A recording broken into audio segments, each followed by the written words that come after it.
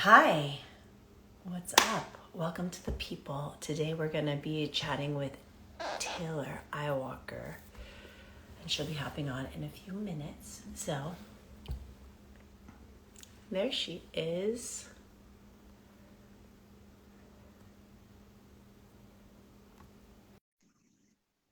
Hi, love. I just asked you into the chat. Hi. So good to Hello. see your beautiful face. So nice to see you. Yeah, I'm so excited to be doing this with you. Thank you for taking the time. I really appreciate it. Yeah, of course. Let me adjust my sound. Okay, perfect. And you hear me well? I can hear you well, and I have you balancing. This is really great. I have you balancing on two tea bags and on my light. It's pretty great. I This is love it. what we do. Yeah. Awesome. So if the phone like suddenly just falls off, we'll know everything's okay If and we'll it wait falls for it off, just to know that the tea resituate the tea bags bags. drifted. Welcome to everyone who's on here live with us. I just want to remind you guys, I'll do my best to monitor your comments. If you do have any questions, please put them into the chat. I'm going to start by just saying I want to intro you to everyone from my perspective. Um, I'm so happy to be having this conversation with you today. And I reached out to you. I was going through, we all are on our Instagram feeds and the algorithms are always changing, but I got to see you speaking recently. And immediately I thought like, oh my gosh, I can't believe I haven't even invited Taylor to hop on here because I have so much profound respect for you. I'm doing these talks really to share information, as much information as possible with everyone that watches these. They go into my IGTV series, the people afterwards, and um, I realize I'm so blessed to know amazing people such as yourself who have such profound wisdom, and we need to be sharing it with the world right now. So I'm hoping my intention for today is to just engage in natural conversation with you, but for some of the tidbits of that wisdom to come out so that other people can learn from the depths of your wisdom. I mean, you have so many tools in your kit, right? Like, and I've known you for a long time, so I've known you as a Kundalini, person and teacher. I've sat in tea ceremony with you. Now, you are doing and serving Kambo, I think is your main focus, but you incorporate everything that you bring. And you've also sat with many different medicines over time. So these are things, for some people, Taylor and I were just chatting about what we would talk about today. And both you and I have been in this world of self-development and personal development for a long time. And we have a lot that we can speak on. So, would you introduce yourself to everyone just so that from your words and what you'd like people to know about you, and then we can get into it? Yeah. I think the easiest way for me to introduce myself, because I don't like to identify myself as what I do, but more so my intention and how I do it. And my main focus in this life is to find my own unobstructed creative self expression and allow that to fulfill itself in whatever way it needs to in time and space and support others in doing the same. And it traverses many different arenas for me that are in the realm of healing, art, creativity, mindfulness, being, connection, relationship. I love that. And as it's so interesting, as you say it in that succinct way of expressing your own personal creative expression and then sharing that with others, it's so much of how I experience you. Because I did my best when I was writing in the comments to like invite everyone to this live. How do I explain all of that you are? And my experience of you is like everything around, like when I walk into an environment that you create, wherever you're serving medicine or tea, or whether it's your own home and you just invited me over for dinner, it's always the whole thing is part of this beautiful experience because you have actually integrated being in your creative expression in so many areas of your life, right? And how you prepare food. You are an incredible like cook, if that would be the correct word. Your environments of your homes are always lovely. So it's just healing to walk into your space. You know, I mean, maybe I never said this to you before as a friend. We don't always sit down and be like, I'm going to tell you how, you know, all the wonderful things I love about you. And then also you internally, you know, keeping clean space internally and how you create, teach and create and share like just from your own journey. Because one of the other things I just was thinking about as you're sharing, you know, for a long time you were creating perfumes too, like even that aspect of the scent and watching your life journey as you've explored different ways that have helped you to express your creativity and then shared those with all of us. Mm-hmm. It's been so many different little ways, which has actually been interesting to me too, because sometimes we think that like we have one life purpose and really it expresses through so many different ways.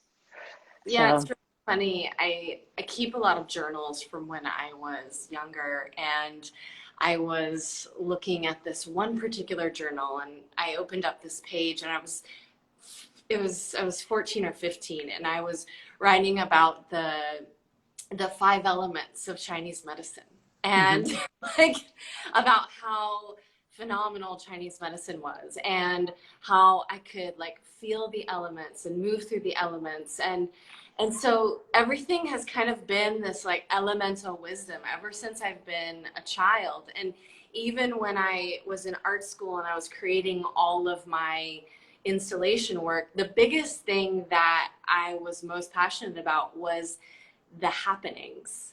So in the art world or in the 1970s, there were happenings that would never happen again, and they would be documented as pure happenings. And that was like the most interesting thing that I thought was being created in art. So Yoko Ono would do a lot of these happening events, and they would be installation pieces that would be documented and recorded as these, you know, profound moments in art. And that was the thing that I wanted to carry with me the most. So whatever I do and however I do it, my focus is to create a happening. And so if I'm creating an experience, I want people to come into the experience knowing that this moment will never happen again. And we have one moment and one chance. And that's what we're here to experience. And so, yeah, all of the things that I bring into this is about a happening. So I just have to say that I love the synchronicities of the universe and this happening that we're sharing together, because the one person that I actually thought about who just hopped on and said, love you all, is the Mystical Arts Remington. Yeah, of course. I was thinking of Remington because Remington, I remember did a talk or a live or something. I saw you, Remington, say basically like, let's talk about these spiritual gangster shirts, right? And in it, he says, you want to know what a real spiritual gangster is? You think you're a spiritual gangster? A real spiritual gangster is someone who gets up at 5 a.m. every single day and does their practice. That's a spiritual gangster. And I literally was thinking of that talk because I was going to, in the intro on you at some point in this talk, I was going to be like, you are a true spiritual gangster. And I was like, I got to shout out Remington because I got that idea in my head from him. And then he pops on here and says hello. So I want to shout you out, Remington. And I want to shout you out because you are a true spiritual gangster, okay? Like, I have to say the way that you show up to practice, and for my own personal selfish, like, since I have you here for this time, let's talk, you know, at any point you have a hard cut, please let me know that if you want to jump off. You've been such an inspiration to me, Taylor, in the fact that you have shown up. I've watched you. What was the practice that was like the Sata Nama or something like that? I think you did it, or you might still be doing it. For 5 years every day, right? Sudarshan Chakra Kriya, a little different than that, but yeah, Sudarshan Chakra Kriya has been about eight years going strong every day. Yeah. So you're still doing it? I'm still doing it every day. Okay, so. I'm always like, where do I even start? But I'd love for you to start just how, like, okay, you mentioned in your journals by 14, you're already talking about elements from Chinese medicine. So obviously in your upbringing, you've had exposure to things that some of us didn't have, like get exposed to until later on in their life, or maybe we got ill or something happened that led us to some of these other ways. If we grew up in the West, anything beyond allopathic medicine. So I'm curious just to hear a little bit about your life path, but also in that, like, what do you think in your life path has given you this, substance, and this grit to show up? And I think you also get up quite early every day as well, correct? I'm Yes. so curious, for me, I still struggle every day with my practice. Like, I always feel great afterwards, but to get my butt in the seat, on the floor to do my meditation or do my Kundalini, like I'm doing a 40-day practice actually right now since the spring equinox, I'm like, I have resistance. Yeah. So please share your wisdom and how you do that. Yeah. The resistance is a great topic, which we can talk about. But yeah, I mean, I'm very grateful for my mother, and who may be on here, I'm not sure, but I saw her pop on. I'm very grateful to her because she has this natural inclination to connecting to spirit through nature. Mm. And even though she doesn't necessarily have her own practice per se, she's very connected to her intuition and her inner wisdom and her divine guidance. And I grew up in a family that also was focused on Western medicine, as my father was a Western medicine doctor. But my mom very much was guided to take me to various alternative healers. Starting at a young age, I complained of a lot of health conditions, which I have kind of figured out why I had them, but neither here nor there. I experienced a lot of health conditions when I was younger. And so I got to go to many different holistic healers. And I remember traveling different states just to visit these healers and do all these various modalities that were so incredible to me. And so I think I was probably the age of 6 or 7 when this all started. And I met this particular babysitter who was my 3rd grade teacher, and she really introduced me into the world of holistic wellness. I would ride in her car, and she would have these tapes. You guys know about cassette tapes? I don't know. Cassette tapes, and we would listen to what was harmful in household products and beauty products. So by the age of like 8 years old, I was going around the house reading the back of bottles and all the products in my house and saying we have to take this out, we can't do this. And so I was learning a lot about that, and whenever I would come into her home, the smell of cedar and essential oils would be so strong that my limbic system and my olfactory system would just become overwhelmed with calm in a way that maybe I had never experienced before. And so whenever I would walk into her house, I felt calm. I remember the temperature. I remember the texture of all of her belongings, and going into her yoga room and reading all of the yoga posters on the wall. And so at a very young age, I really started to understand a little bit about Eastern wisdom, and that was my real integration into it. And so that's kind of the short of it, without going into a huge long story about my passions for alternative wellness. But then I had deeply spiritual and transformative experiences as a teenager, and through many different realms, through dance music to yoga. And so Totally. all of that was very much a part of my youth. And in this, like, growing up and being attracted to this stuff, um, practicing our creative expression through going to a dance party, at least for me, I have less resistance to than sitting down and doing a meditation. You have seemed to develop on your life path, and maybe it's because you had things, which I also want to come back to, like, you had actual things to heal. So for you, it's important that you actually maintain these practices. Do you think actually that that's why you became so so committed to a day-to-day practice? I mean, it was really challenging for me as I was growing up, actually. I floundered around. I was interested in so many different things. I experienced a huge trauma at the age of 16, and I really kind of lost myself for a little while. And I went kind of wild, and then harnessed myself and knew I wanted to go to art school. But I wouldn't say that I had developed a practice at that young of an age. I really had a hard time sticking with anything. I had a hard time with sticking to a focus or a discipline in art school.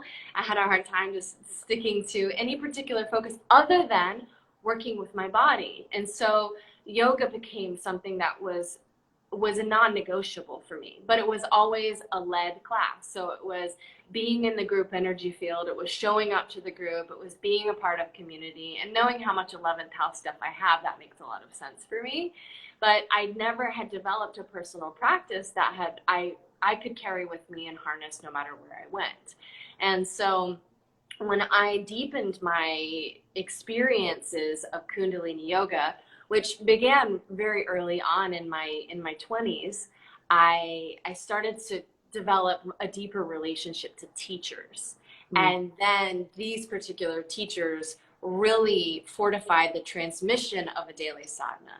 And so when I attempted those, I continually failed horrifically, where I would start and I would do 3 days on, and then I wouldn't want to do it, and I'd skip it, and then 4 days on, and then I'd skip it. And I probably went through that for a couple of years, 2 or 3 years, where I would say, I'm gonna do this, and I would never fulfill it. And this is where my words started to be like, I'm not fulfilling my word. I'm not keeping my word to myself. This is the most important thing that I could possibly do, and I'm not fulfilling my word. And so one day I just decided I'm just gonna do it. Like, I'm going through so much chaos in my life. Things are very crazy around me. I'm just gonna start my practice.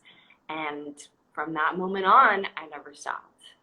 And I developed resistance. Of course, I was very resistant getting to it. It wasn't at the same time every day initially. I would basically, like, if I get it done by the end of the day, awesome. And I would always get it done by the end of the day. Until eventually I was like, there's something that I keep skipping out on in the morning. And so eventually I started to work towards, no matter what, I wake up in the morning, I do my practice. And now it's a non-negotiable. It's like brushing my teeth. Would you say that you're a morning person, or did you actually, was getting up in the morning also part of like shifting yourself, or was that easier or more difficult for you?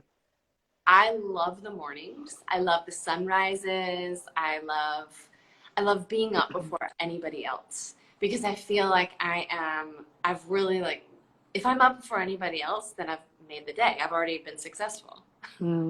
Everything else is just like fun. Yeah. Awesome. So, I mean, will you just speak a little bit to your personal experience? Because I think, like, there's so many things that we can talk about and I want to, but would you just talk a little bit more about your path? Like because I think what's also really important that pinged into my mind as you were speaking is you actually have not only studied and have a concept on a logical level of a lot of these things, but, through your own healing, you have an embodied experience of transforming things. And I'd love for you to speak to that too, just if you want to speak about what your path was as you've gone through, healing all of those things. But also, I think it's important for those who do have health stuff to hear that it is possible to heal them. Like for me, I came to this path through depression, massive suicidal depression. And now I can be a stand because I don't have that anymore. And I understand how to work with it. And I understand my own inner and outer workings. And just listening to someone's story about how they transform things, that in and of itself can be so healing for someone who's struggling with something. Yeah, I mean, it's hard to pin down exactly what was going on with me. I had disconnected myself from my soul, my spirit, ultimately, and I was participating in relationships that were not supportive to me. And this is more in my later teens and as I was entering into college. I was partying. I was exploring things that were not healthy for me. I also had gotten placed on birth control when I was 16 years old because no one knew differently. And they said, oh, this person is a late bloomer, so we need to put her on something to regulate her menstrual cycle. And a lot of young women experience that. I just worked with a client the other day that was told that that's what happened with her. And she's afraid to get off of these birth control pills because she's afraid of how her body's going to respond. And I said, I totally understand. I have been through that journey. It was very difficult. And so I would say that my hormonal journey really regulates a lot of my it is regarding the information that I have sought out. And so everything, when I became consciously aware of what I needed to shift in my life, it was all informed around my cycle. And the fact that I stopped having one once I got off of birth control. And so that's where all of the information started to come through around how to heal myself, because I knew that that wasn't right. I knew my body was out of balance. I had become depressed. I had become unmotivated. My body started doing things that it had never done before. And I was really committed to finding a way through that particular block. And it came through the lens of raw food. It came through the lens of veganism. It came through the lens of then eating animal protein. It came through the lens of trying to find out a diet that would work for me. Many different healing methods. So whether it have been acupuncture or naturopathic medicine, or many different forms of shamanism, which is when I started to travel to the jungle as well. So all of that was informed by being placed on pharmaceutical medication and getting off of it and finding how out of balance I had become. And so I'm extremely passionate to work with people that have been placed on pharmaceuticals, even though they don't need to be, and then their body getting completely out of balance, and then how I can support them in moving forward. And so, I think that that's like a nice place to kind of start as what informed my health journey.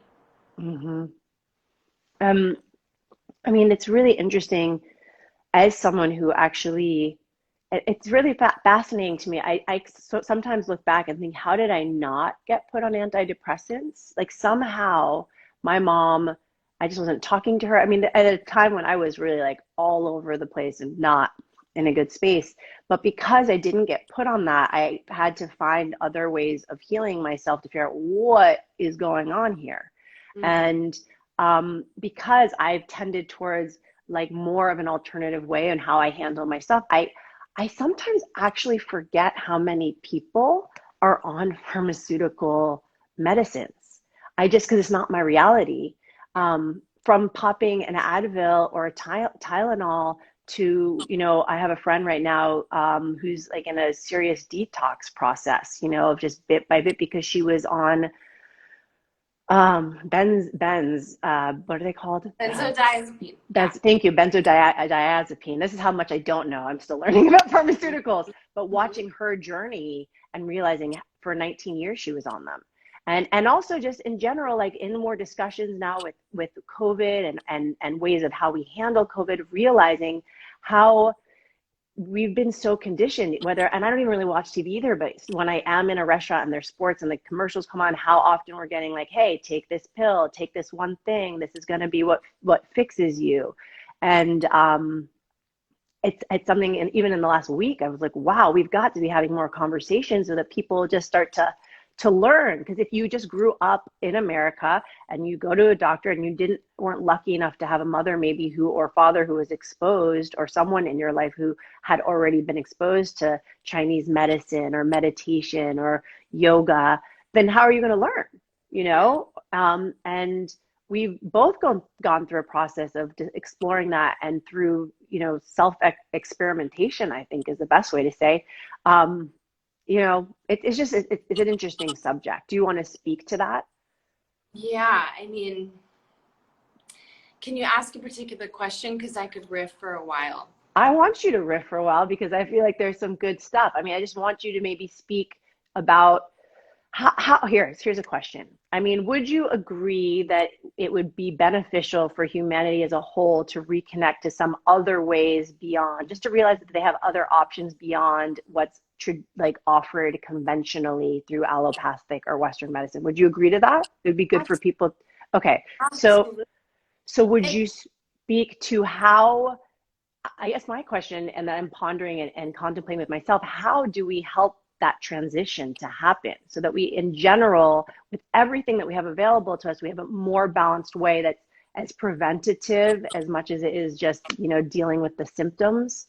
Like this is a big part of what you do, and you're in conversation with people. So what do you see coming up? Like, do you see people afraid of letting go of pharmaceuticals because they feel out of control, that they can't fix this in another other way, or maybe they're afraid of what side effects might happen if they start getting off of it? What have you seen? So there's a few parts. In Yeah. regards to that question, anybody that comes to me is generally ready to have the conversation about doing something different. I Mm-hmm. really don't attract people that are not wanting to at least have the conversation because they are seeking an alternative way of healing already, and they are fed up with the Western medicine system. The way that I feel like we can start to change some of these things is we are in a belief-based system that inherently, the moment we come into this world, that something is wrong with us. Mm. Something is wrong with us. It might not be an overt communication, but it is a program that is running. And so we inject, we clip, we do all of these things that's saying the way that you came into this world is not perfect, and you are not safe without something to act as a barrier. Yeah. And that's a huge programming that's happening in everybody's minds right now. Whether we have started to unravel some of that or not, we're still working with the fact that we are not perfect exactly as we came into this world. And so with that programming already being deeply embedded in us, we have this system that is very well informed in many aspects, right? Western medicine is very well informed in many aspects. If I break my arm, I might seek the support of someone that could help me. If I get in a catastrophic accident, I might go to the emergency room. If I lose a limb, I might go to the emergency room, things of that nature. But, when we are starting to talk about, that organ is bad, or that part of you is wrong, or that thing shouldn't be there, let's cut it off. Let's take it out. Let's remove it, right? Because that thing shouldn't be there, right? Instead of understanding how to integrate the things that are coming up for us, right? Holistic medicine looks at harmony. We look at the harmony of the body. How do we harmonize the cells? How do we harmonize the state of being so our body works effectively, so it walks on this earth more softly, so we connect with each and every human being more lovingly and efficiently, and our glandular system pumps and secretes the ways that it should, so we can ultimately be happy for no reason. But we're not in a system that looks at our human body like that. And so in order to start to shift that program, we have to start to look at our beliefs around the safety and the perfection of who it is that we are, right? And it all starts with a belief. This is a lot of the work that you do. And so I feel like if we just start there, if we start on a belief level, then we can start to really change a lot of our programming in this culture around medicine. Yeah. And just to speak like really specifically to what you were saying in a more general sense of being born into a world where we're not good enough. I mean, we are consistently being programmed with messages that we're not enough. Even myself, like I've been doing this work for years and pulling back layers, and maybe a month ago, I was in a discussion with someone I had been dating, and I realized the talk in my head as I was in a conversation with him, and I just had this epiphany of like, wow, I have such deep feelings of inadequacy. You know, everything about that relationship not working out came back to where I wasn't good enough. I could have changed. I could have this, and I just sort of saw it, and I was like, oh, that's not. This has nothing to do with why our paths weren't aligned. It literally has nothing to do with me, and I was able to like see for a moment, wow, I feel inadequate.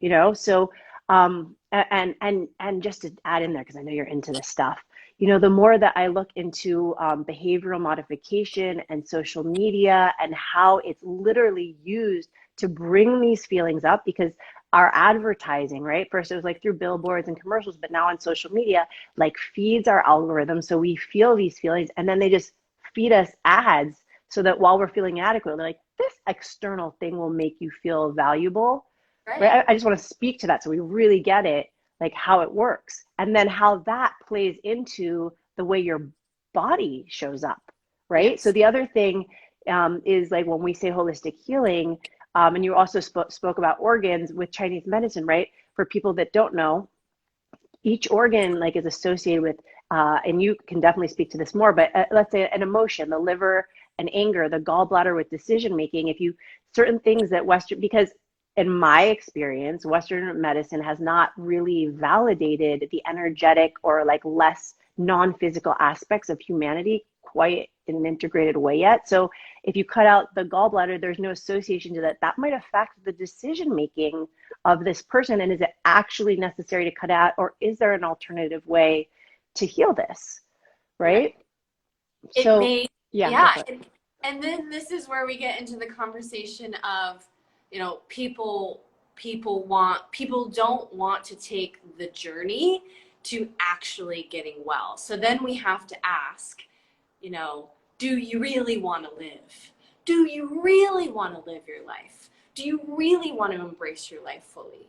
Because, you know, those that want to heal, right? Those that truly want to heal from something that comes up that's often a rite of passage, a shamanic initiation. We know all of this. Sometimes health journeys come up to show us, you know, can you pass through the portal? Can you Mm-hmm. go through the journey to awaken your gifts? I feel like that's what I went through. I went through the most massive dark night of the soul, where Mm-hmm. I was constantly questioning my placement on this planet. And and it was my entryway through the portal of, okay, like I want to heal. I want to be here. And so when we're going to things, when we're going to medicine to cut something out or to cut something off or to remove this or remove that, we're not necessarily looking at, well, why did it show up here in the first place? And what is the invitation for us to become more fully integrated with what our experience is? And that is oftentimes the placement of growth. And sometimes the placement of growth is that you transition from this body. That's true. I mean, it's a And whole nother thing is like how do you, it's something I'm also super passionate about right now is the lack of conversation or integrated relationship to death and how much that controls our life because we don't have that. I also just want to acknowledge Molly, who I haven't seen in years and is amazing. And she's saying, like, she totally feels what you're saying. And she wrote, I want to heal. I just want to say, Molly, I see you fully healed. And it's not by accident that you're on here. And I love you. So, um, I want to speak to one other thing, which is what you said, which I relate to you. I also had my dark night of the soul very young, and I didn't want to be here. I did not want to be on this planet. I was very sensitive. I felt all the pain. I couldn't get why people could not be nice to each other and get along. And I didn't want to be here. And I tried to take myself off the planet many times. But for whatever my karma is, whether it was a physical person or non-physical person, something always showed up to block me. And they'd be like, you're not allowed to do that. And I was like, I can't, I'm so mad. I can't even, like, I don't like me on this planet. I can't even get myself off this planet. And so like, I had to make the decision at some point, literally, you know, for me, I had so much, I had a lot of sexual abuse growing up. I had anger and rage around that. And it started to manifest with like smashing my head into things. And I had to just make the choice, just, okay, I'm going to choose to just stop hurting myself. And I had to make the choice to live. And it's so powerful. I want to just bring it back to that because I don't know that we necessarily a lot of us, you know, people, and that's why so many people are on antidepressants, may not have even actually consciously made that choice and don't even realize that they don't even necessarily want to be living, right? And how can we start to develop some of these like awesome superpowers and things that at some point hopefully we'll get into, that when you start to have a kundalini practice, like the way you open up your senses and how you grow into more, if you don't even really want to be here even on a physical realm, right? Yeah. Yeah. Yeah. I feel you. Wow. Well, I want to just say, and also, I just feel really blessed. I feel really blessed to be here with you right now. I'm just like, wow, we are here. We both made it through that portal. And like, we're showing up, we're sharing. There's other amazing people on here, and we're having these conversations because both of us, on some level, have committed to showing up to this transformation. Yes. What has Yes, we that been like for you? I mean, did I know I had resistance to that? I'm just starting to do these lives regularly, right? Like for a long time, I was like, oh, I could share things with people, but I don't know if I'm going to get to it. And mm-hmm. you showed up quite consistently in your practice. You have a Mm-hmm. big dedication, and you've helped a lot of people. So at some Yeah. point, you made a clear choice, like I'm ready to show up in service. Yeah, something really huge shifted in me where I mean, this is, everybody has heard this. When you are of service, you get out of your own way. And your me issues are just not super present anymore. And the more you can get out of the me and the mine and the this and the that, and the more you can show up for others in whatever capacity one has the ability to, then I feel like that can help us begin the healing process. And it's interesting because I feel like this is a segue into the conversation of so many people attempting to go into this path of service, or I am a coach, or I am a healer, or I am a this, or I am a that, where, you know, they're often using their misplaced lack of self-healing or self-awareness or full embodiment of the practice. It's often called non-achievement of a stage, where they're not fully achieving what it is that they're practicing and stepping into the role of let me help you. Mm-hmm. And so we have to be very cautious when we walk this line of service, that we are doing this from a place um, of where we're at, like meeting people where we're at and meeting people where they're at, and the humility and humbleness of being truly authentic and honest about where we are is the most important thing as well, because sometimes that misplacement can occur.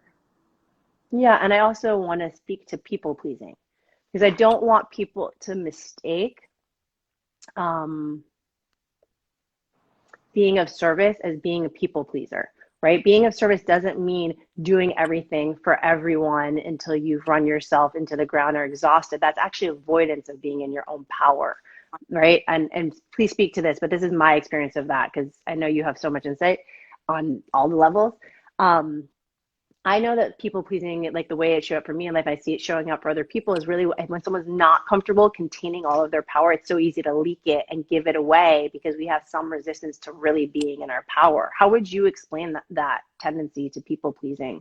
Because a lot of people have it, or maybe if you have any points to it, and really Yeah. moving people pleasing into true service. Well, how would you explain those two things differently? Well, we have to look at what are we hiding and avoiding from. If we Mm-hmm. have a tendency to always be available to others and not acknowledge what we need to do for ourselves, or how to take care of ourselves, or what's honest for ourselves. What are we hiding and avoiding from? And most of us have covert or overt ways of hiding and avoiding. We're very good at it. And we're very good at lying to ourselves. And so, and I know I'm so, right there. I'm still working. It's like infinite right? process. I'm like, oh, dude, still okay. Got that one. Hey, great, thanks. And so, you know, when it comes to the authentic path of service, it is okay, you know, when I ask myself this is just, how I show up. It's like, what brings me life? What brings me joy? What do I have the capacity to handle at this time? Mm-hmm. And if I am, this comes back to my intention of unobstructive creative force or creative energy. If something is not interrupting the flow of my creative energy and the flow of my creative force and what my energy is focused on at any particular time, then I feel like it can open up the door to the path of being available, to being of service. Mm-hmm. And so, and yes, I also do believe service does embody some negotiation of our own preferences. It is important to negotiate what our own preferences are, because if we're constantly living life based off of our own preferences, we're not seeing how we can stretch as well. And our own preferences are sometimes just a kind of a neurotic self-absorption. So that's also something to be aware of. And so it just simply comes back to being honest with ourselves, right? Yeah. So I'm just going to get into it right now because I feel like it's like I'm, and I'm not going to give any details, but you speak to this as you want to. You're not the only person I know, Taylor, who has dealt with this. So like, Taylor has been doing this work for 20 plus years, and really you are, I will vouch for you as an embodied, you study, you're disciplined in your practice, and you embody and you walk your talk. Like, obviously we all can always find improvement, but you really walk your talk. One of the things that we were discussing, I've seen a lot of people who really have been around and in the game for a while, and they're sharing their knowledge, especially now when we're online and people are sharing things, and other people come and pick up this information and start to take it and teach it as their own. And I want to talk to the subject because I see it happening rampantly. It's in all communities, right? I watched a talk with women who like teach people how to grow funnels, and somebody stole all of their stuff and like basically put it on other sites. So it happens in all realms, but I think it's particularly important to speak to in the realm of healing and going on a spiritual journey because, well, I have a lot to say about this. I want to say, one, if we've grown up in a Western state of mind, most of us do not actually understand or validate the non-physical aspects of reality as being as real as the physical. And the reason I bring this up is because if we start to teach things about the non-physical realm and we don't actually understand the power of these things because we haven't experienced them, things can go wonky, right? You've had to, some of us are definitely born in, and we're lucky to be in families that we grew up this way. But for anyone who's not that way, we've had to go through the practice. We've had our own experiences. We've learned how to integrate them. And that process allows you to, I was actually watching your video about the power of great responsibility, and you use the word ground to ground the energy because you know how to work with it. Whereas nowadays online, I mean, there's all these breathing techniques. And I also want to say this. I fully support people learning new things, right? We've got to do that. And I love it. I love how many people are now like interested in shamanism and interested in breath work. But what I get concerned a little bit about is that one, some people don't even realize that breathwork's powerful. And if you're doing certain breathworks, sequences, you can harm yourself if you don't know what you're doing, you can put yourself into states of consciousness that if you're not careful or if you're mixing it with like hallucinogenics, you can get stuck there, and so things like that. Yeah, I mean, basically, I kind of lost my train of thought because I started to think about a specific story, but I guess what I'm saying, I know what I want to say. Like living in LA for 12 years, I'd go out and I'd meet people and they'd be like, I'm Shaman Bob and I'm Shaman so-and-so and I'm Shaman such and such. And even with me, sometimes in my work, people are like, you're a shaman. And I personally do not resonate with that title because I've sat similarly to you with like elders from in the Amazon, and the way that those ceremonies are held with such respect. I mean, I've learned such respect. I just am not at a place in my own practice where I would even take that title on or wait, unless if it, and I wouldn't even take it unless it was like bestowed on me from one of those teachers kind of situation. So let's talk to this subject because I want to encourage people to keep practicing, but I also see now, everyone's wanting to go online. People are trying to figure out how to make money, and a lot of people are jumping into being a spiritual teacher or being a life coach. And I'm concerned, one, about if you're not authentic and in integrity with the whatever you've taken on, you've also now taken on a karma of teaching a tool to someone. And if someone does get hurt by that, that's on you. And these are some of the deeper subtleties that I'd like to teach people so that as we move forward to what we were speaking about before of transitioning culture and society as a whole, we do it in a way where we're learning some of the things that you and I have learned because we have been blessed to have been studying this stuff for 20 years, have been studying it before social media happened. And both of us have sat with like real ass teachers, like, I mean, I don't know how else to say it. Like, it is different for those of you who haven't. When you sit with like someone from an indigenous tribe and you sit in a teepee, I mean, you don't talk back to your teachers. You would never dream of saying anything or teaching anything that happens in the teepee unless you have been given the ceremony and the gift and that has been passed on to you. And we have lost that. Because people haven't been exposed to it because now things they're coming out, and everyone's a Reiki master and everyone like is teaching breath work because they took a weekend course. So please share. Ooh. I know. I try to like, you're like, could you make it a simple question? I'm like, I don't know. I'm working on it. I'm working on generator. Respond to questions. Okay. I want to hear your thought.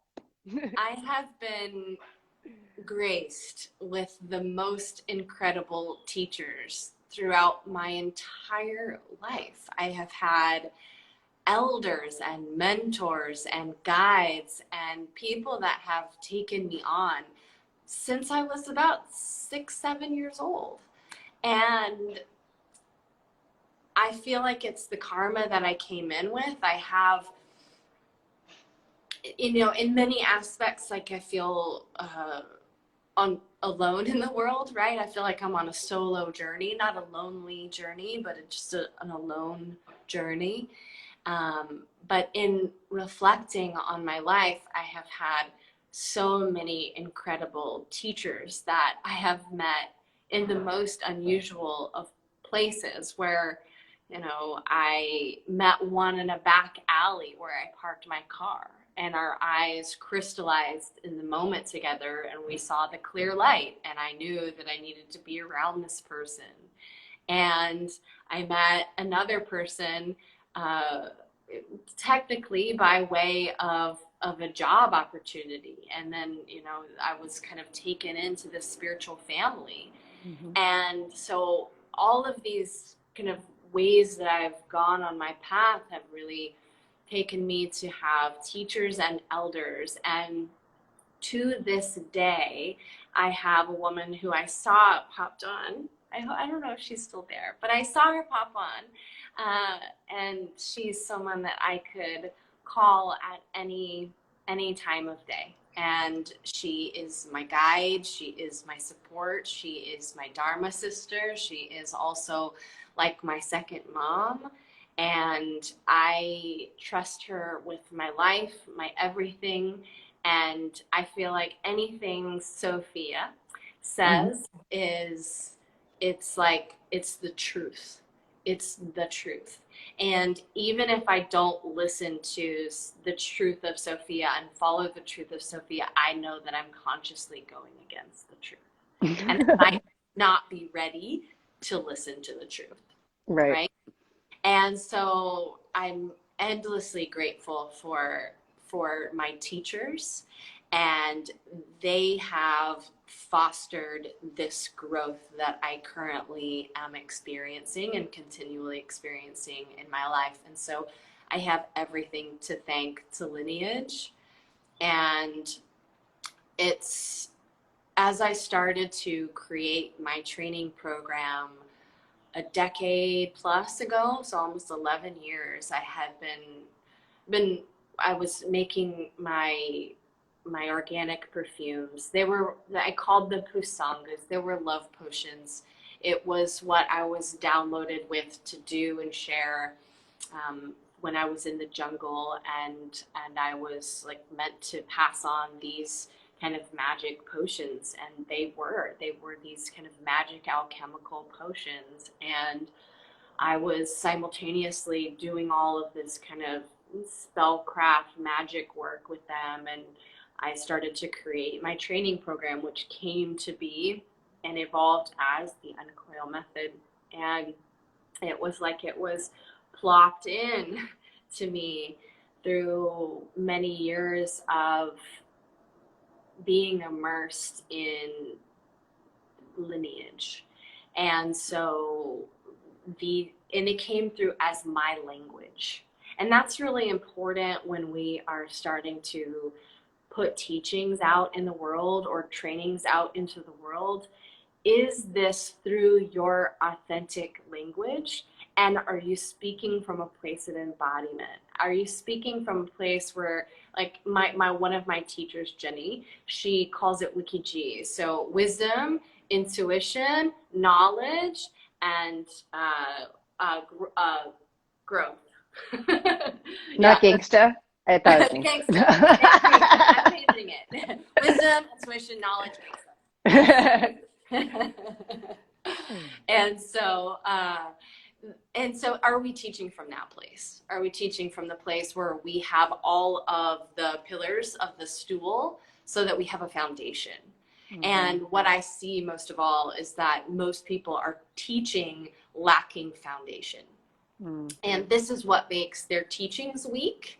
This is what makes their students be in a kind of a vulnerable place. Mm-hmm. Because if you're not teaching through true transmission, your student is not going to be able to ground this energy that you are throwing at them. And then you're not going to know how to handle what your student goes through. And so this can happen in many aspects. So I see a lot. And fortunately, I have trained a lot of people. And I have worked with a lot of people. I would say thousands of people at this point I have worked with.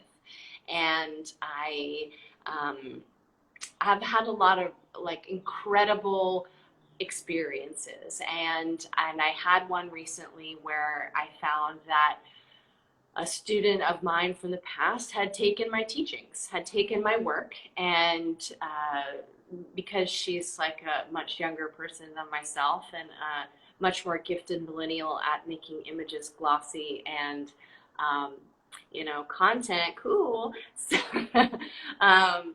it's marketable and it's becoming profited by and spread a little more widely than myself, because I'm not necessarily a person that is looking for to touch the masses, but I'm looking to touch the hearts of people.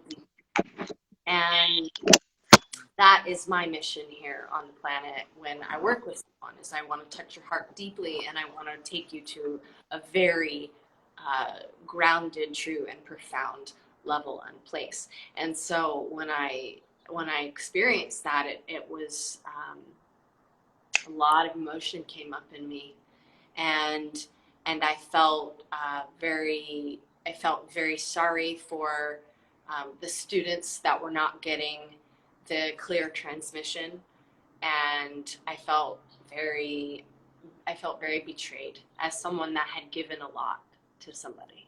And so my personal emotions set aside, there's a lot of danger in non-achievement of a stage.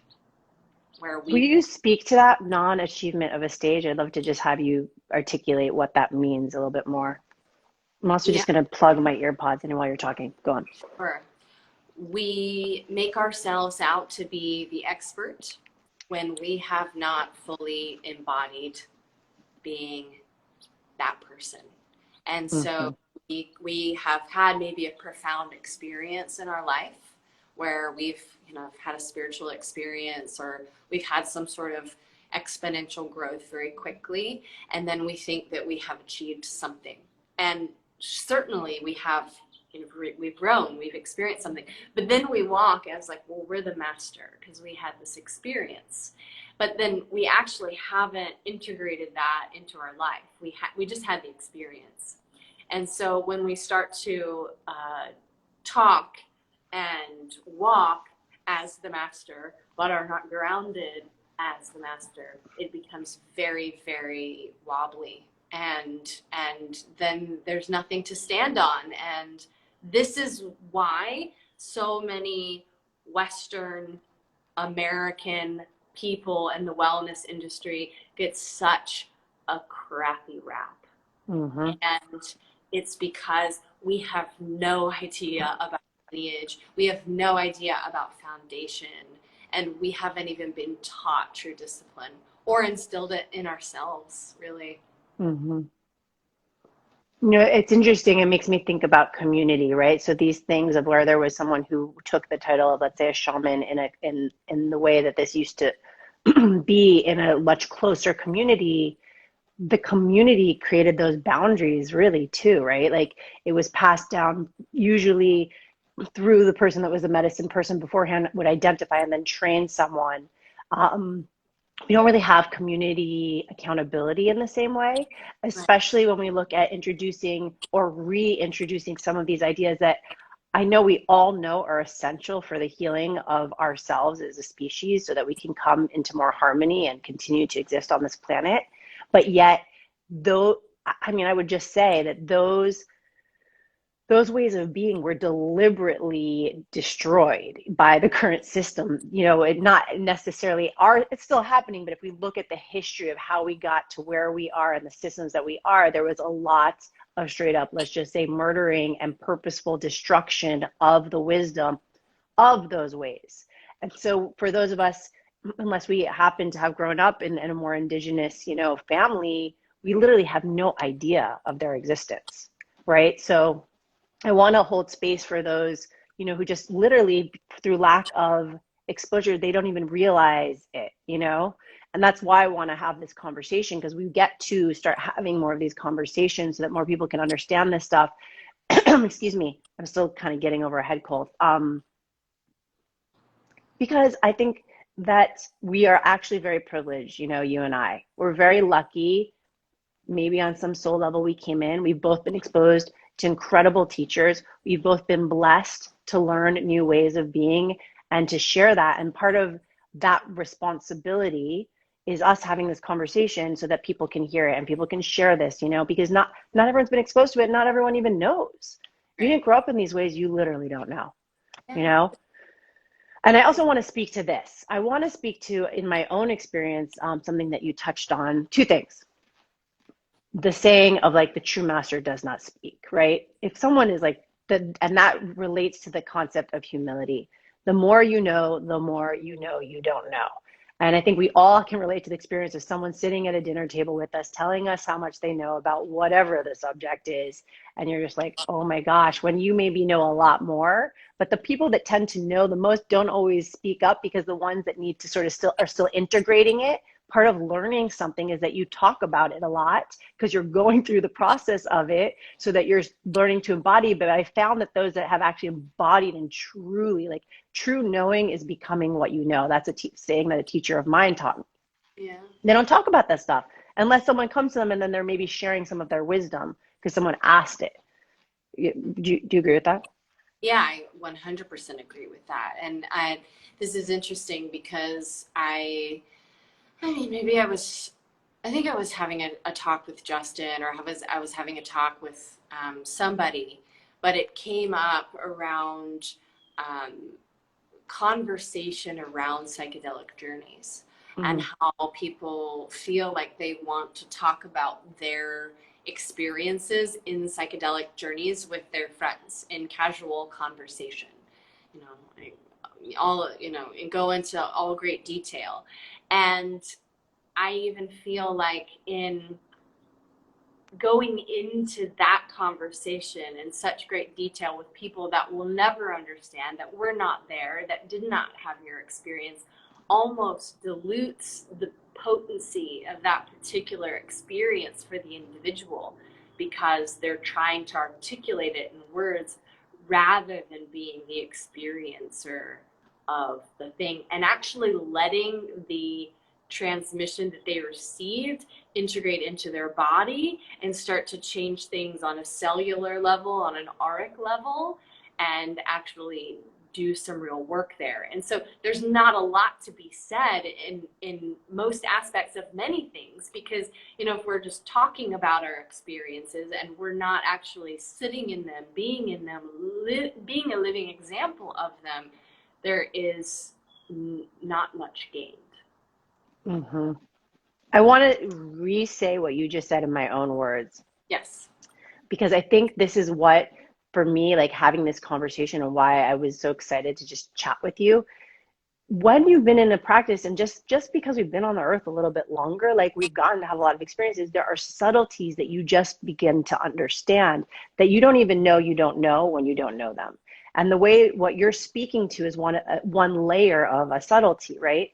Which is, when we speak, we're, you know, as you start to understand yourself as an energetic being and how energy and life force moves through you, when you speak, you're putting your life force out and you're taking the power from that transmission or that ceremony, and you just kind of start to spew it all over, which means that you're not keeping it for yourself. Right. And if nobody's ever told you that, you don't even know you're doing it, because we are not taught to be silent. We're not taught about ourselves as energetic beings, right? Tradition, like in our conventional society. So I just want to make sure, go for it. I see your I mouth think, opening. moreover, we're not taught to be sensitive to ourselves, because it's not necessarily about teaching someone to speak or not speak, but it's about teaching an individual how to cultivate their own sensitivity. Mm-hmm. And what does it feel like when I share this amount of information to this particular person or group of people? How do I feel when I share it? How do I feel after I share it? And rather than what would it feel like for me to hold this in and allow this to marinate and to digest a little bit more. And we're just not taught to feel ourselves in that way. And I think that's where the real teaching comes from, especially in raising children and our youth, or just in sharing information with anybody in general. It's how do we become more sensitive to ourselves and more sensitive of what it is that we're feeling when we're speaking. Something that kind of blew my mind when I learned it, and I learned it through like more of my work in like understanding anti-racism, was understanding that you can't truly have an oppressive system without desensitization. You cannot be enslaving, beating, torturing, forcing someone to do something without desensitizing to them as a living being. So therefore the oppressor desensitizes. And of course, whoever's being oppressed desensitizes because of whatever the trauma is, whether it's verbal, physical, emotional, that's being inflicted upon them. So that sensitivity, I would say the reason we don't have that is actually when we look again back at the structures of how we've gotten to where we are, that we are conditioned from quite a young age to desensitize, because can't walk around in this world. And I think this is also why so many people are experiencing anxiety. It's like gotten to a point where it's like, hey, you know, we've become so desensitized that we're being clobbered over the head by things until we're like, okay, I've got to like start looking, and I've got to start cultivating this opening and ability to sense subtle or more sensitive aspects of myself, and then putting my energy behind it.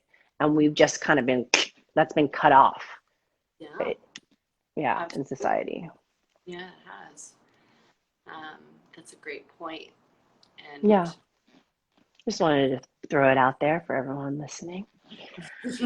The other thing that I would like to speak to, which I've had the personal experience, which I was pondering recently as I've been more active online and with social media, is something that you spoke to, which is the ability to be good at like doing something online. Do not mistake that with the ability to actually be good at whatever it is that you're teaching or spreading. And when I think of like the teachers that I sat with who are still like sitting in monasteries somewhere and never get online, or this concept, which I just want to reintroduce it. You know, when we think of like mystery schools or where the deep, deep wisdom is held, you've got to go look for that shit. Like, it is not going to show up. It is not going to find you. It's almost like, again, you use the word portal, but in stages of initiation that the universe sort of sets up to, like, okay, you want this? Let's see. You know, you tell this, there are stories in the yogic tradition of, you know, someone going to find the yogi, and then the yogi makes them sit there for 3+ years before he even talks to them. Like, how much do you really want this wisdom? And can you cultivate the discipline and willpower to hold it responsibly if I'm going to give it to you? So let's see. Can you stay here for 3 years? Do you want it that much?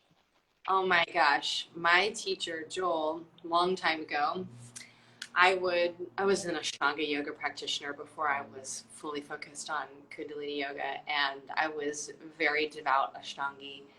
And I would go into class like really thinking I'd mastered the posture, and like really hoping that he would come up to me and say, I think you're ready for, you know, the next one.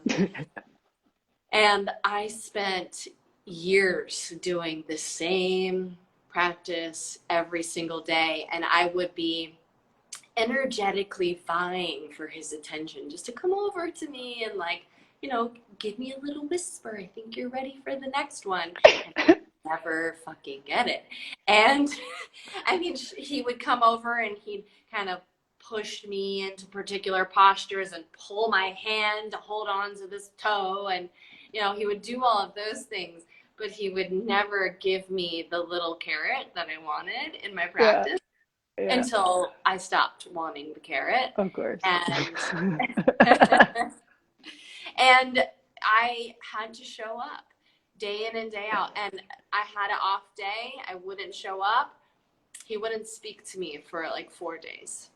Wow. And we could, at this day and age, we might call it teacher abuse. Yeah. But well, that's interesting, because I hear teachers, you know who I've been listening to a lot? I don't know if you've listened to him, is Sadhguru. Do you know Sadhguru? I have listened to him quite a bit, yes. He mentions over the course of his different lectures, a lot of times he's like, well, I can't really teach you guys anything because someone's going to complain that I'm being too hard on them. Like, how do you expect me to dissolve your ego that if now everything's set up to protect the ego and I'm not allowed to say anything that's going to trigger you because you're going to complain or sue me? Like, how can I be a teacher in that way? Because so much of getting to more transcendent states of being is the discomfort and or pain, or like the tapasya, the sitting in the sacred fire of being really uncomfortable. Like, I've heard stories of teachers like in a whole hall of thousands of people picking out one particular student and like yelling at them, you know, which creates that internal fire. You're like, oh my gosh. And that is in and of itself a form of medicine that we're not able to access right now because people are too protective, right? Yeah, it's completely true. I mean, my experience, you know, when I feel like in every one of my yogic, you know, traditional studies has been like one of my teachers just really going at my ego. I remember, I won't name names, but I remember one day in this huge class, I like to sit to the left of the stage, and so I would sit to the left of the stage, and there would be a clock on the stage to, you know, govern the time of the class and everything. And the clock stopped, and the teacher said, "Taylor, go get me some new batteries." So I'm walking back into the front desk, and the clock starts again, and I'm like, you know, the clock is like ticking, and I go to the desk and I'm like, I think I need some new batteries. And then they're like, well, the clock's ticking. You don't need new batteries. Walk back to the stage, set the clock down on the stage. Clock's not ticking. And then I get screamed and yelled at in front of like 75 people about how stupid I am. Or I don't think this person used, you know, you're so stupid, but I got, you know, it felt that way.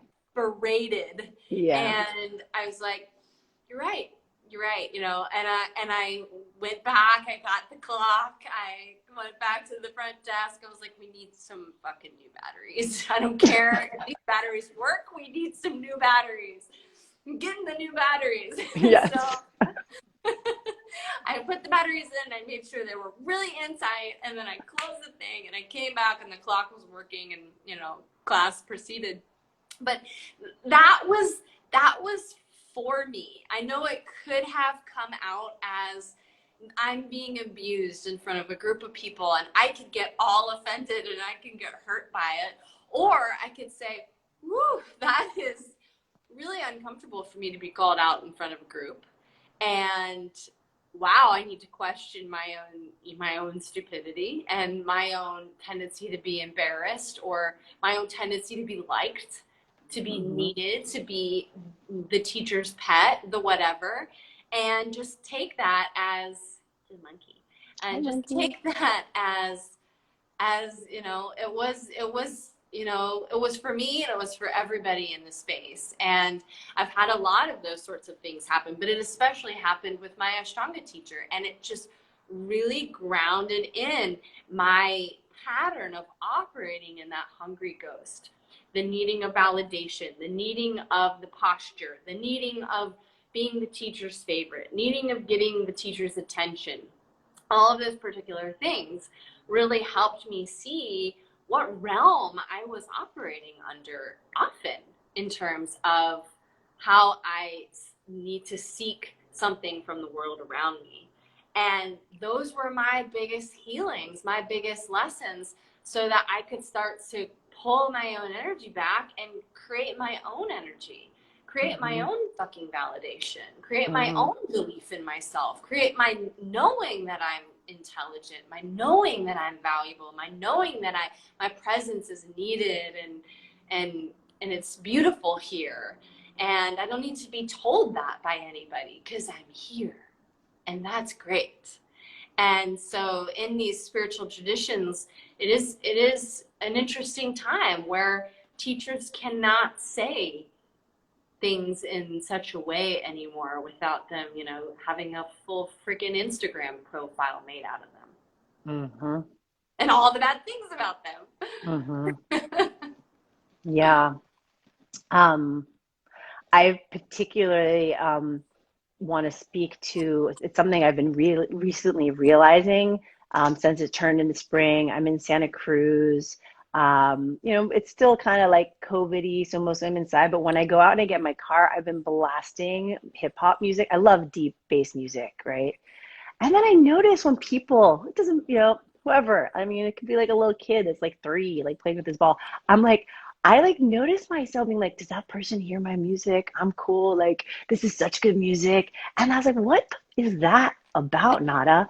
Why is your energy like out and about, seeing if anyone else likes the music that you're playing? At first I was like, okay, you probably should just be a DJ. If you want people to listen to the music that you like, maybe it's time to learn how to be a DJ.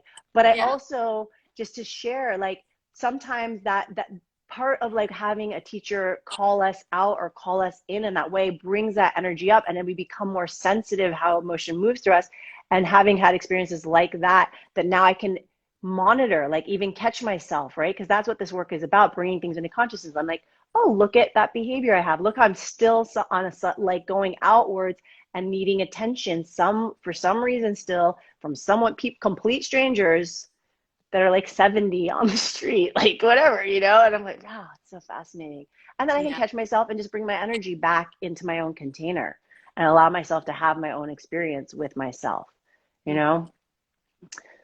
So I invite us all to like become, you know, more aware of why. Because one of the questions when you said with the ego is like, you know, is why? Why do I feel uncomfortable about it too? Or why do I need that attention from whoever, whether it's a teacher or another person in the class, or why am I being competitive? These are things we all have the experience of. Yeah, absolutely. Whew. Yeah. Yeah, it's not even like how someone does it, but it's why we're so affected. Why are we so affected? Right? And most of that, and we know why we're so affected. We're so affected because our little child in us is so unacknowledged oftentimes. We are not listening to that little bruised or pained little girl or boy, and we're operating from that place.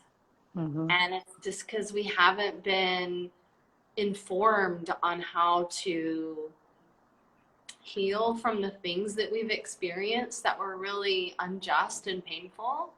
And we take them into the current state that our life is in, and then they tarnish and they're harmed by our relationships, and then we can't even relate to one another from the present moment. We're relating as, injured or traumatized little people, and and it's real. Mm-hmm. It's very real, and our trauma and our pain is valid, and yet we must find some sort of support and guidance to start to heal some of that on a deeply internal level, so we can start to relate to one another as mature beings that are intending to leave this planet and the people around us better than we found them and it. Mm-hmm. And I think that brings us back to what we're talking about, that true choice to be here and be alive, right? Like choosing, like I think self-love and choosing to be alive, not just existing. Once you start to cultivate and heal that through acknowledging, I'd love if you have a specific way that maybe you want to share about how you've done that of acknowledging your inner child, but then we can start to actually think about contributing to others as well with our presence, right? What have you Yeah. done to help heal, your inner child?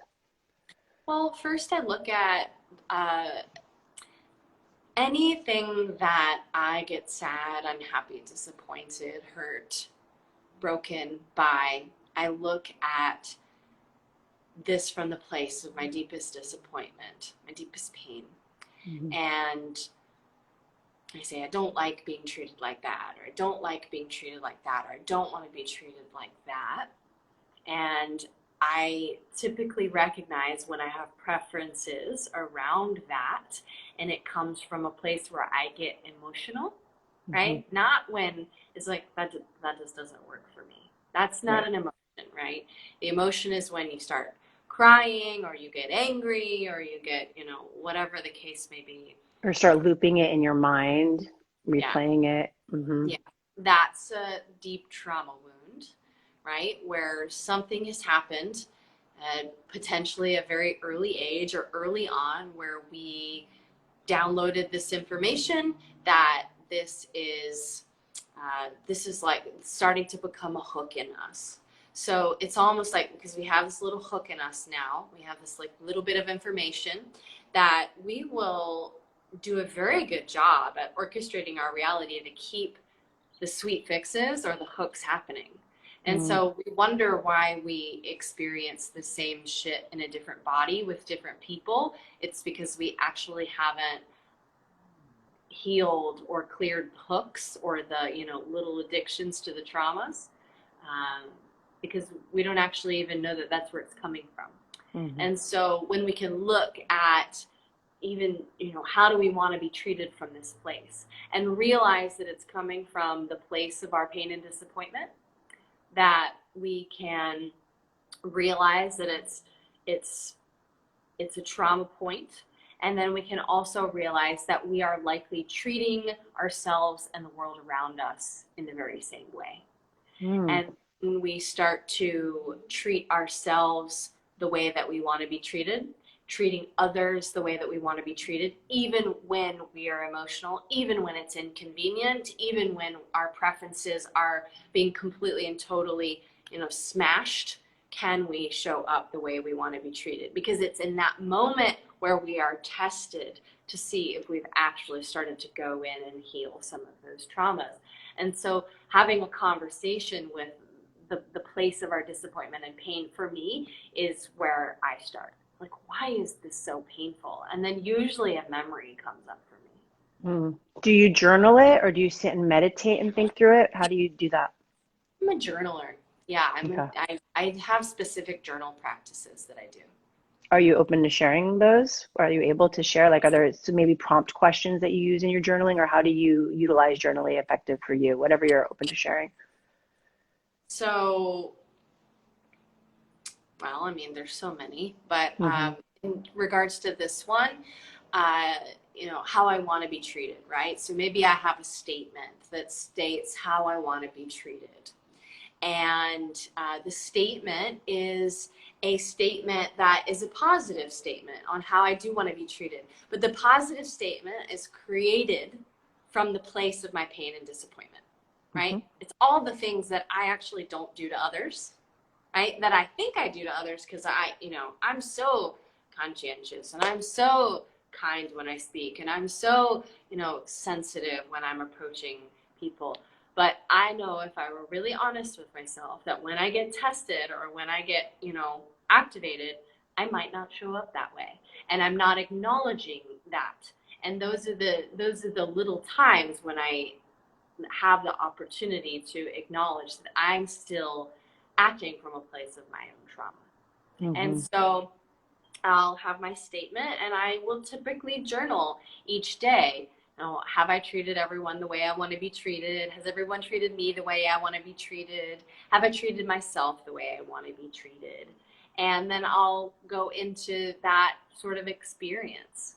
And, you know, the more and more we massage this experience day in and day out, we're able to really see, gosh, I kind of experience the same thing from people over and over that I don't want to experience. What is happening with me? Why is that happening with me? How can I start to treat myself and others and my experience differently?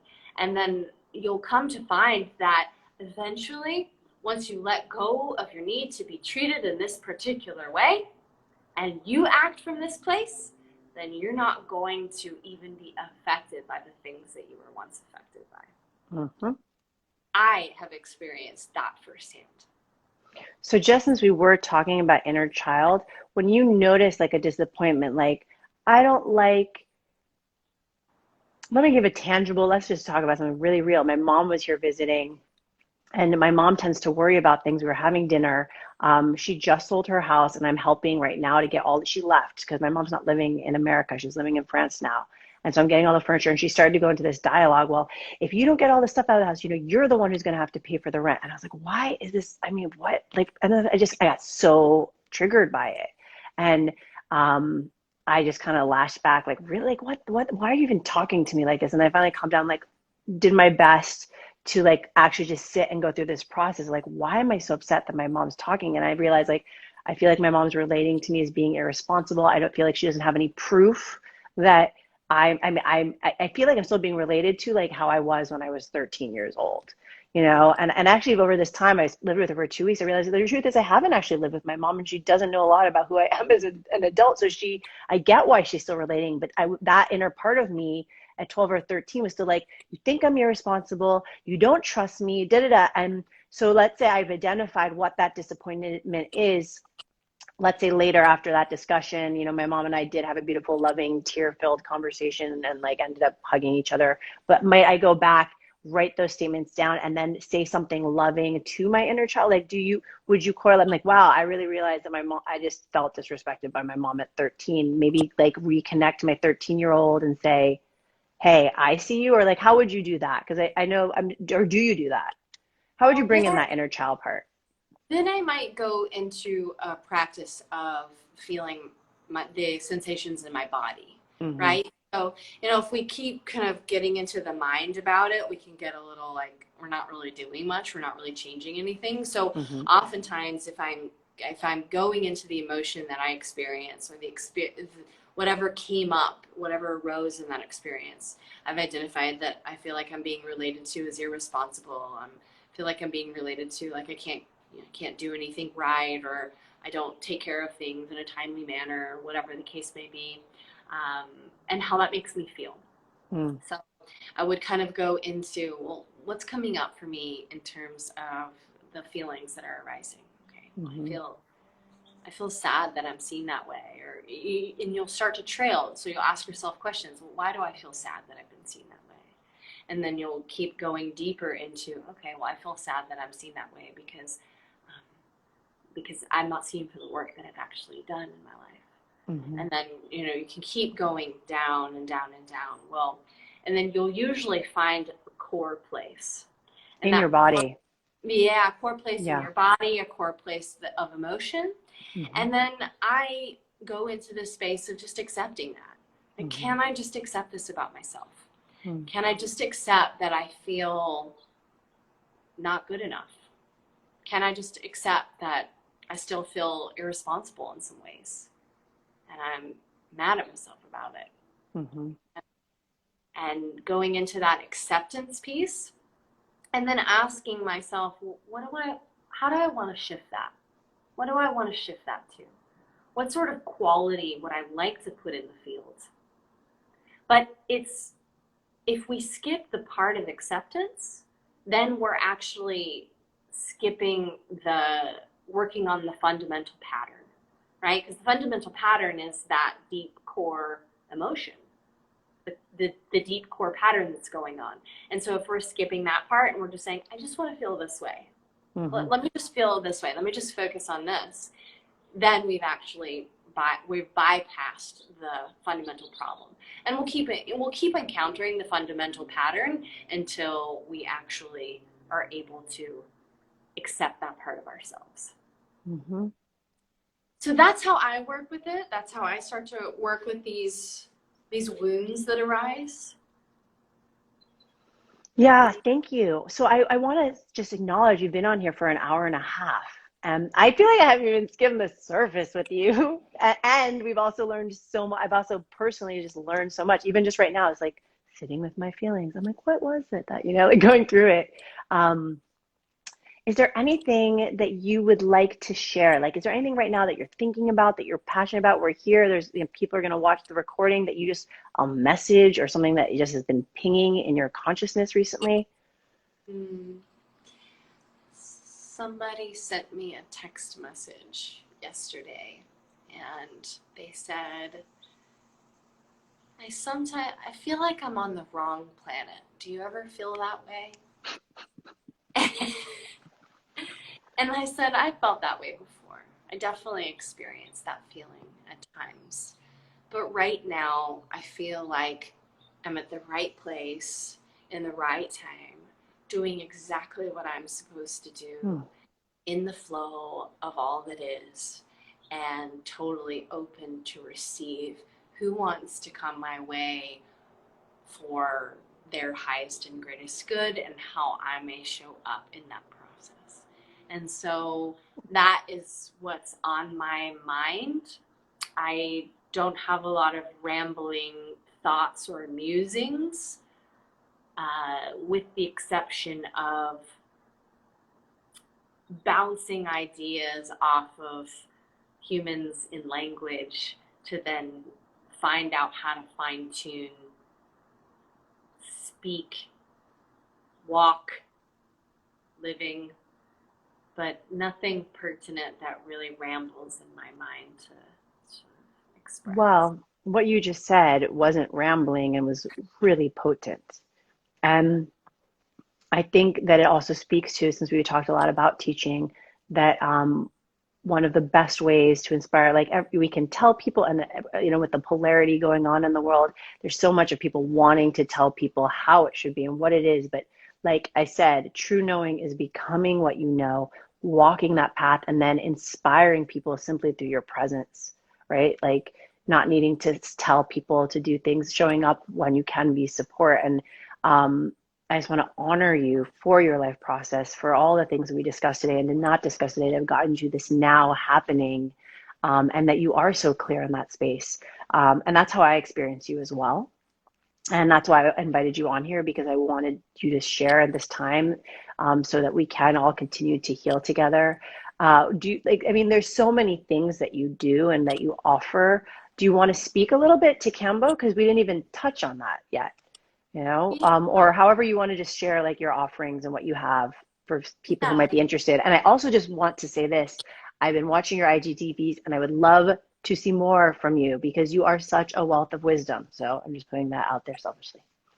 Yeah, I mean, that I would love to post more IGTVs as well. And speaking to what I do in my work, I have a full roster of work that I'm attending to. And if I don't actually take a day off, you would see me working 7 days a week. And so I am primarily, what takes up a large amount of my time is combo. And it's indigenous medicine from the Amazon, from the Philomedusa bicolor frog.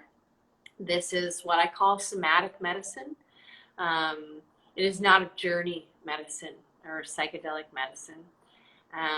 But if people would like to go to my page or my website to find out more about this particular medicine, I work with a lot of people that have physical conditions such as autoimmune or cancer, Lyme disease. I work with people that are dealing with depression and anxiety. And then a good number of the people that I work with are interested in healing their patterns and their beliefs and unraveling their conditioning.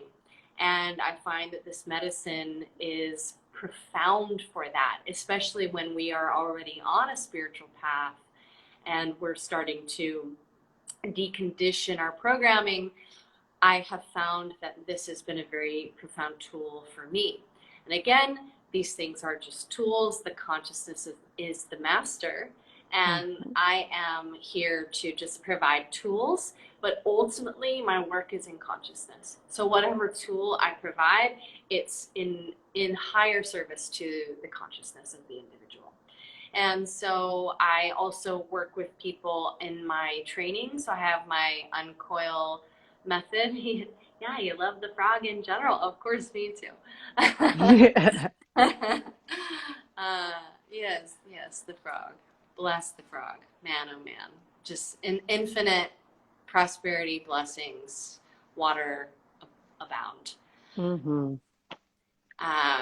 And I have my Uncoil training method, and I have a couple handfuls of clients that I'm working with on that training. I work with groups, and then I have my individual privates.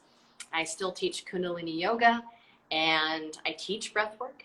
And I'm also working with people in kind of integrative medicine and ancestral medicine with herbs and balancing the body. And so I have clients that I'm working with in that, and we focus on nutrition and beliefs and herbs and, the high functioning physical body system.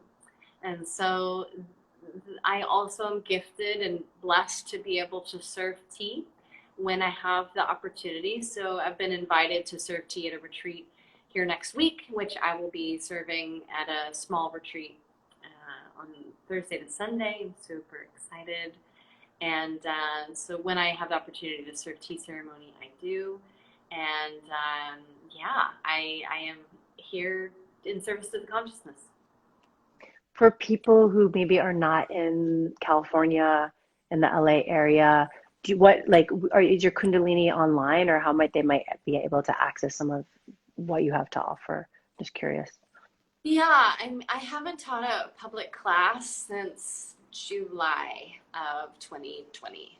And I have been teaching exclusively private clients Kundalini yoga, and I am working on a membership platform.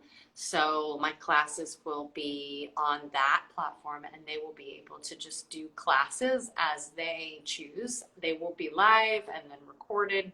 So that will be an option. I have private Kundalini clients that I actually teach on Zoom.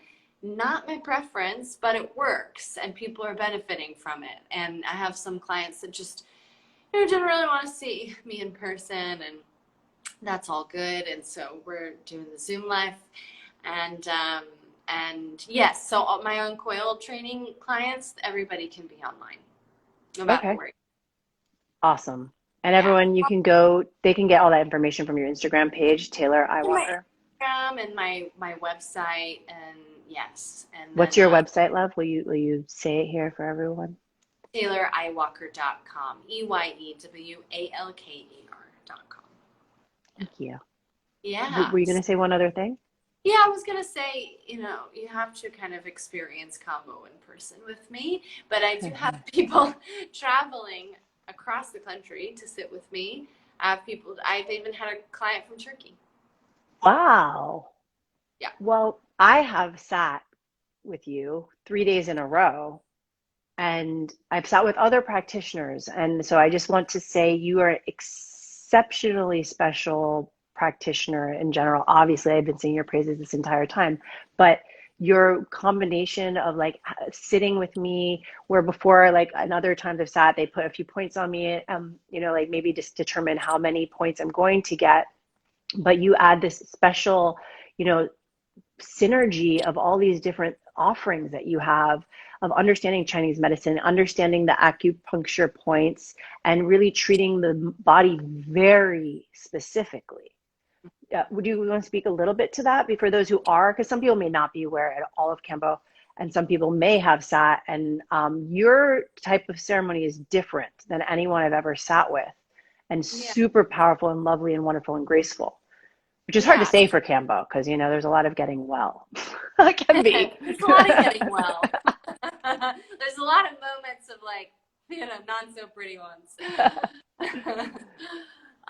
Okay, so when I was initially trained in the beginning stages of my training, they started talking about how you could treat acupuncture meridian points with combo. And I was really fascinated by that. And I really took to that. And given my deep steeping in ancient Chinese tradition, medicine, Taoism, I really ran with that. And I have this particular mentor that I've been working with for over a decade that has really helped me come to life with my health. And he's a Chinese medicine doctor. And I started, and he does not needle anymore. And I started working with him very particularly about, here's my idea on how to work with this medicine and what you've been teaching me. And so he kind of started, every time I would see him, dropping bits of information. And so I would just go, and I mean, on Friday night, I think it was, or Monday night, full moon, I spent 3 hours with him, and we just kind of ripped. And I'm getting the transmission just by being with him. And so I have kind of taken that and intuitively made it what has come out as the most authentic offering in my way of serving combo.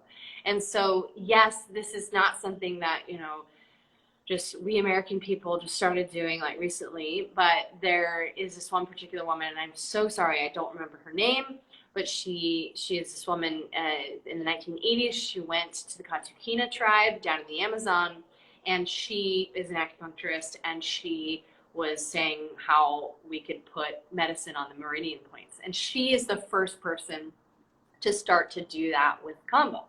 And so I took it upon myself to start to deepen my knowledge and my wisdom and the way that this medicine works with the meridian points. And that's not exclusively the way that I serve, but it informs a lot of the way that I serve, and it informs the way that I'm working with individuals. And so I'm going in and testing, and I'm reading people on a quantum level. I'm reading them on many different levels and kind of seeing what's sticking out. Usually when someone steps into my space, I can automatically see like what organ is off. I can already tell. And so what do we need to focus on? And sometimes it's like we go to the root first, and then we got to go up a little more, and then we can go up a little more. And people think that they're coming in because they have a broken heart, but really they're fucking angry, Yeah. and they think they're sad about something, or they think they're coming in to clear this, but then they walk into the space, and the next thing we know, we've deep dived into something else, and here's the root. And so that's a lot of the way that I work with this medicine. And, some practitioners slap combo on the body, and, it does its work. The truth is that it does its work. But I want the consciousness to inform everything that I'm doing. And so that is how I approach working with this medicine. So I really take my time with people. And I often say that people are experiencing combo long before they actually have combo in their body with me. Mm-hmm. So, yeah. They've already gone through their experience before combos even touch their body. Yeah, and that speaks a lot. Maybe I can have you back. You'll give me some time. We could do another one. To the spirit of medicine, and that it does begin to work with you, be a beforehand, and also it's like it's a collaborative relationship between each person who chooses the path of serving medicine, and who they are, um, and then the spirit of the medicine, and the medicine is works with you, and Right. because of what you bring, and so you have your own partnership, and it's a really beautiful, special. You're really a gift to this world, Taylor. I love you. You're really a gift to this world, and that's why I wanted to bring you on, because I wanted, when you do speak through your practice and through your discipline, you do touch on subtleties that not everyone has had the opportunity to experience. You've dedicated, and I'm just honoring you as we wrap up.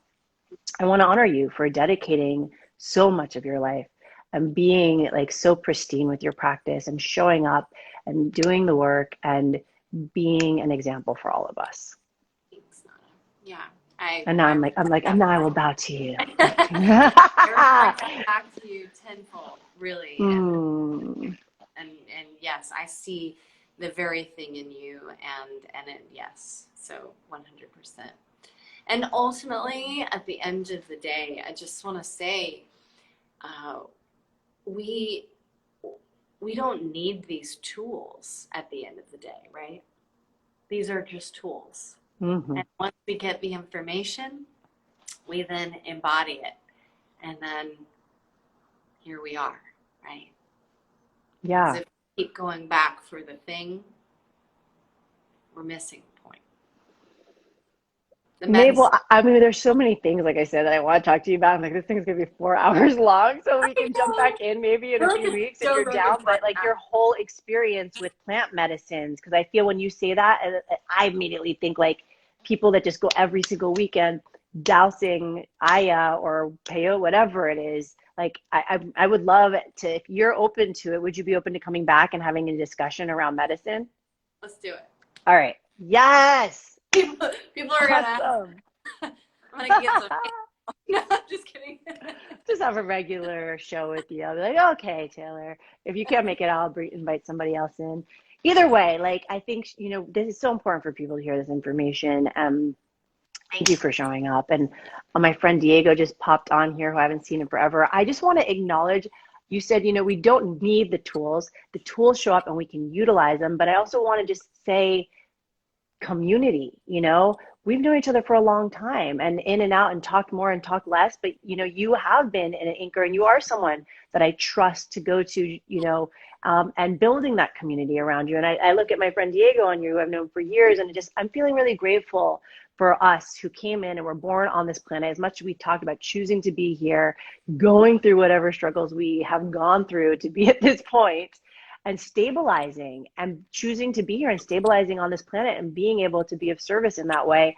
I know I couldn't do it without my friends and soul family, and I consider you one of those people, and a lot of you who jumped on here. So thank you. Thank you. Thank Mm-hmm. you. Dear sister, I'm so, so grateful that you're in my life. Me too. All right. I love you, sweetheart. Have a beautiful evening. Yeah, love you. Love you guys. Thanks for Yeah. watching Thank you our, very much. uh, Mm-hmm. like a Joe Rogan podcast, right? I know, right? Why not? Let's see. All right. Great. Maybe we'll just put that into the ethers. I love talking to people. I know. Have a blessed night, sweetheart. Yeah, you too. Taylor EyeWalker, everyone, and the links will be in the recording on the IGTV. So you can go follow her and all of her wisdom. Bye, everybody. Bye.